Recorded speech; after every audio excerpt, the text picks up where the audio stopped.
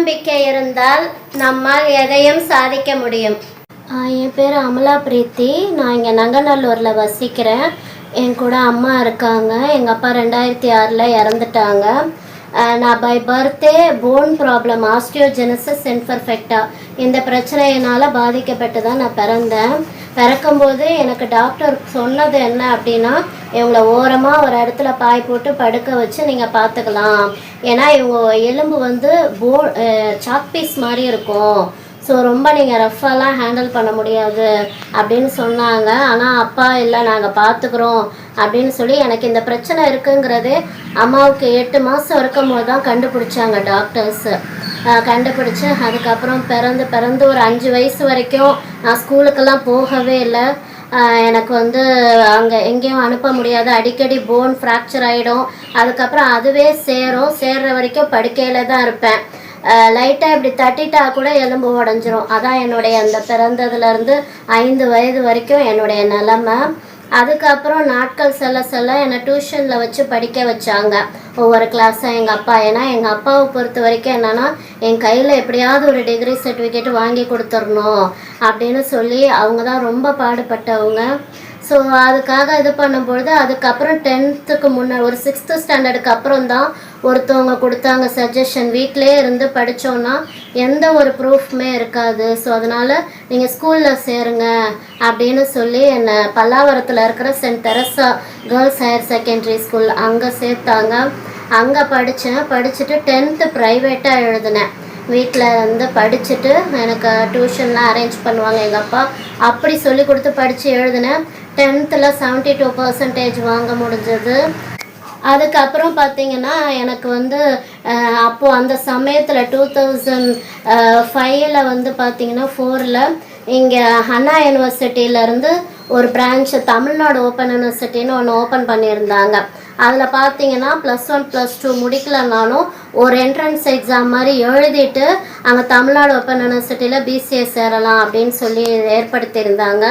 So அதில் நான் join பண்ணி அந்த ப்ரிப்பரேட்டரி எக்ஸாம் அந்த 11th 12th மேத்தமெட்டிக்ஸ் போர்ஷன் எல்லாமே வரும். அந்த எக்ஸாம் எழுதி முடிச்சுட்டு அதுக்கப்புறம் பிசிஏ படித்தேன். பிசிஏல ஃபர்ஸ்ட் கிளாஸ் 2nd ரேங்க் எடுக்க முடிஞ்சது. அதுக்கப்புறம் பிசிஏ முடித்து அதில் வந்து ஃபர்ஸ்ட் கிளாஸ் 2nd ரேங்க் எடுத்தேன். வீட்டில் இருந்தே தான் படித்தேன். மந்த்லி ஒன்ஸ் கான்டாக்ட் கிளாஸஸ் இருக்கும். எனக்கு அப்போ இருந்தவங்க வீட்டில் ஹெல்ப் பண்ணுறதுக்கு இருந்தவங்க கூட்டிகிட்டு போவாங்க. அப்படி தான் படித்து முடித்தேன். பிசிஏ முடித்தோன்னே எல்லோரும் கொடுத்த சஜஷன் என்னென்னா, நீங்கள் எம்சிஏ படிங்க, அப்புறம் மெடிக்கல் டிரான்ஸ்கிரிப்ஷன் படிங்கன்னு சொன்னாங்க. எனக்கு வந்து அதில் இன்ட்ரெஸ்ட் இல்லை. எனக்கு டிசைனிங்கில் தான் ரொம்ப இன்ட்ரெஸ்ட் இருந்துச்சு. ஸோ அதனால் அப்போலோ கம்ப்யூட்டர் எஜுகேஷனில் டிசைனிங் ஜாயின் பண்ணி படித்து முடித்தேன்.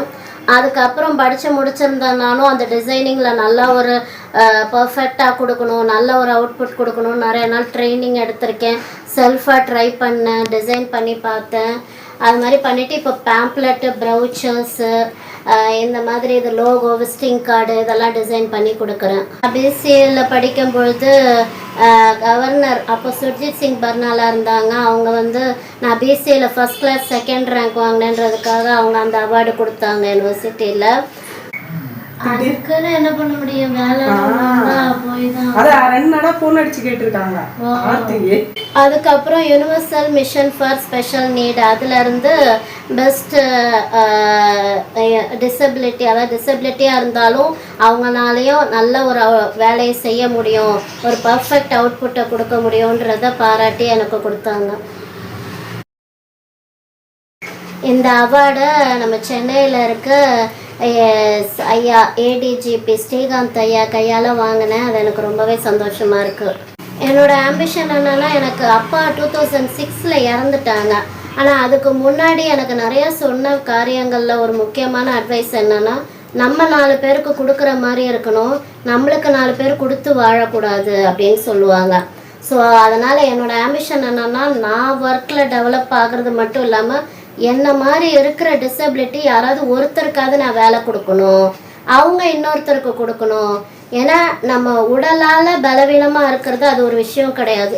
அது எந்த விதத்துலேயும் நம்ம வாழ்க்கையில் முன்னேறதுக்கு தடையாக இருக்காதுங்கிறதுக்கு நம்ம ஒரு சாட்சியாக இருக்கணும் அப்படின்னு தான் என்னுடைய ஆம்பிஷன். இந்த அவார்டு வந்து நான் பிசிஏல ஃபஸ்ட் கிளாஸ் வந்ததுக்கு எனக்கு பாராட்டி டாக்டர் ஜோசப் செல்வராஜ் அவங்களோட துணைவியாரும் எனக்கு கொடுத்தாங்க. எனக்கு ரொம்பவே சந்தோஷமாக இருக்குது. வணக்கம், நான் பிரீத்தியோட அம்மா பேசுகிறேன். பிரீத்தி வந்து எனக்கு கடவுளோட காட்ஸ் கிஃப்ட்டு மிரக்கிள் கேர்ள். அவள் ரொம்ப வில் பவர் ரொம்ப ஜாஸ்தி, ரொம்ப தைரியம், தானே தன் காலில் நிற்கணுன்ற மாதிரி ஒரு ரொம்ப ஆம்பிஷனில் இருக்கா. அவள் வந்து மேலும் மேலும் முன்னேறி அந்த கடவுளோட அருளால் அவள் நீண்ட நாட்கள் வாழ்ந்து அவளோட மன விருப்பங்கள் எல்லாம் சாதிக்க வேண்டும்னு நான் இறைவனை பிரார்த்தித்துக் கொள்கிறேன். வணக்கம் சார், என் பேர் எஸ் பாலமுருகன். நான் தஞ்சாவூர்லேருந்து வரேன். நான் universal mission for special needs அப்படின்ற ஒரு ஆர்கனைசேஷனோட ஃபவுண்டர் அண்ட் பிரசிடெண்ட். நான் வந்து பிரீத்தியை கடந்த 22-23 எனக்கு தெரியும். எப்படின்னா அந்த பாப்பா ஃபஸ்ட்டு நாங்கள் ஒரு ப்ரேயர் செல் அது மாதிரி தான் நாங்கள் சந்தித்தோம். ஃபோனில் தான் காண்டாக்ட் இருந்துச்சு. அதுக்கப்புறம் நான் all India legal rights and people protection கவுன்சிலில் சேர்ந்தவொன்னு தான் பாப்பாவை நேராக வந்து வீட்டில் பார்த்தேன். அதில் ஸ்டேட் பிரசிடெண்ட்டாக இருக்கும்போது என்னன்னா அந்த பிரீத்தியோட அந்த எமினன்ட் எனக்கு ரொம்ப பிடிக்கும். அதாவது எந்த விஷயமானாலும் ஒரு விஷயத்த முயற்சி எடுத்து அதை செய்யணும், அதில் வெற்றி அடையணுன்ற அந்த ஃபஸ்ட்டு விஷயம் எனக்கு ரொம்ப பிடிக்கும். அது மாதிரி எந்த விஷயமானாலும் கற்றுக்கொள்ளணும் அப்படின்ற ஒரு விஷயம் எனக்கு ரொம்ப பிடிக்கும். அந்த கற்றுக்கொள்ளணுன்ற ஒரு தர்ஸ்ட், ஒரு தாகம் இருக்குது. அது ரொம்ப நல்ல விஷயம். அது மாதிரி பிரீத்தியை பற்றி சொல்லும்போது பார்த்தா அதோட ப்ராப்ளம் என்னென்னா அசிட்டோஜெனெட்டிக் இம்பர்ஃபெக்டா அப்படின்ற ஒரு நோய். அது ஒரு disability. It's not a disease, அது ஒரு டிசபிலிட்டி. அதில் என்ன ஆகும்னா எலும்புகள் பலமாக இருக்காது, நடந்தாலே நொறுங்கிடும். ஆனால் அந்த சூழ்நிலையிலையும் பிசிஏ முடித்து யூனிவர்சிட்டி ரேங்க் ஹோல்டர் ஆகி அது வந்து நல்ல டிசைனர். இந்த பாப்பா வந்து ஒரு நல்ல designer. Web designing, visiting card, browser, இந்த நியூஸ் பேப்பர் எல்லாமே நல்லா டிசைன் பண்ணக்கூடிய ஒரு விஷயம். அது மாதிரி கம்ப்யூட்டரில் நல்ல ஒரு நிறைய ப்ரோக்ராமிங் பண்ணும். ஸோ இந்த மாதிரி விஷயங்கள் அது முயற்சியில் கற்றுக்கிடுச்சு. ஸோ அதனால் அது எனக்கு ரொம்ப நல்ல அதோட அந்த எமினன்ட் அதோட முயற்சிகள் ரொம்ப பிடிக்கும். பிரீத்தியோட இன்னொரு விஷயம், அது வந்து நிறைய பேருக்கு உதவி பண்ணிகிட்டு இருக்காங்க. அதாவது ஃபோன்லேயே நிறைய பேருக்கு கவுன்சிலிங் அது மாதிரி நிறைய பேர் கொடுக்குறாங்க.